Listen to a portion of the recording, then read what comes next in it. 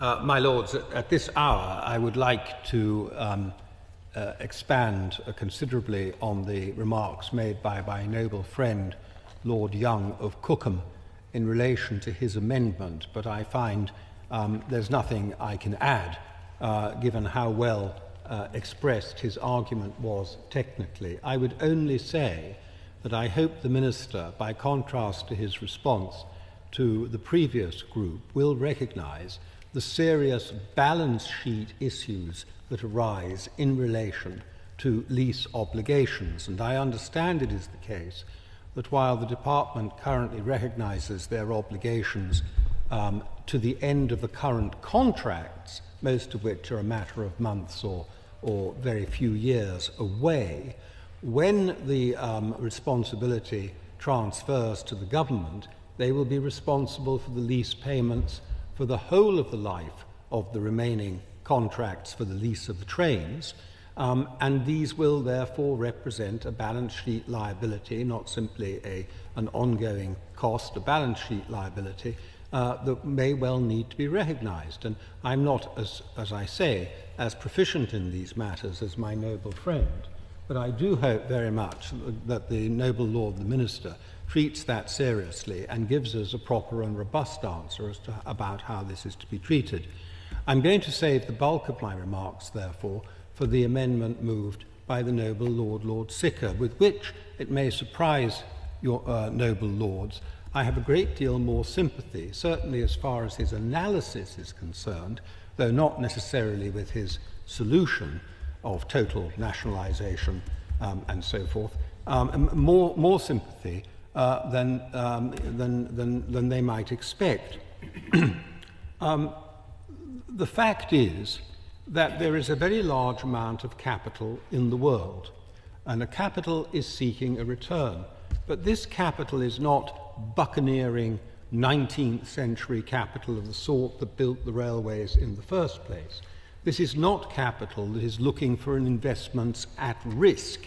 This is not capital that is looking to see that it might win a large prize on one investment in its portfolio, but we will be willing to tolerate the total loss of another investment in its portfolio.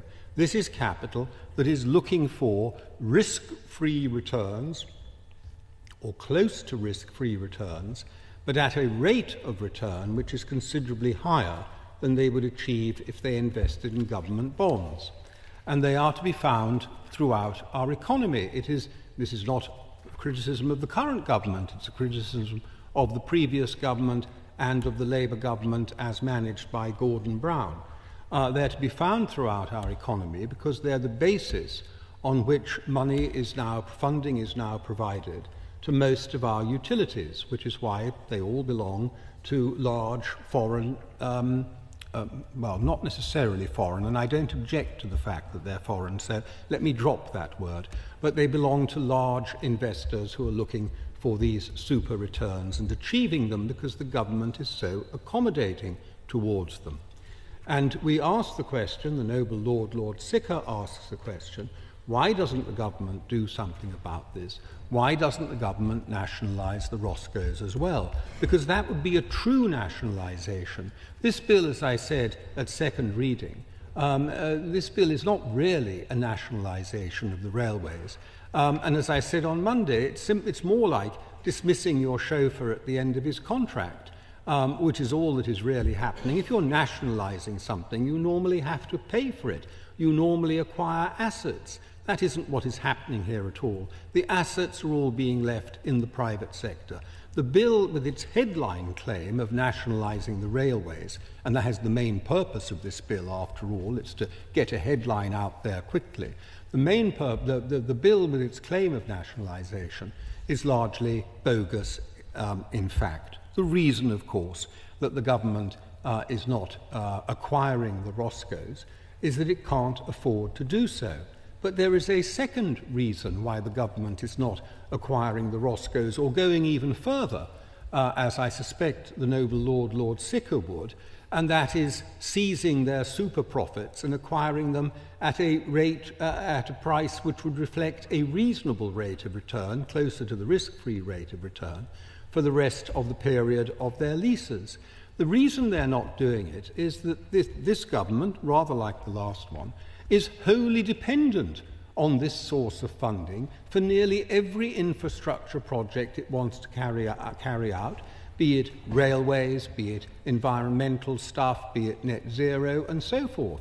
In fact, there was a great conclave of these investors only a matter of a week or so ago, at which the government told them what wonderful prospects they'd have with their close to risk-free returns, their super close to risk-free returns, if only they would invest in Britain. So it's not that we're going to get less of this sort of finance, which is so objectionable to the noble Lord Sicker, under this government. We're going to get a great deal more of it. And that is the simple explanation, whatever the government says, as to why they are not going to do what the noble Lord Sicker would like them to do, and which anybody who values true competitive capitalism would also consider to be moving towards terminating an outrage.